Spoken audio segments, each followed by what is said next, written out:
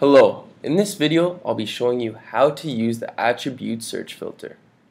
From the load list, for the load record that you want to see detail on, click on the show details button. You'll be taken to a detailed view page for that load.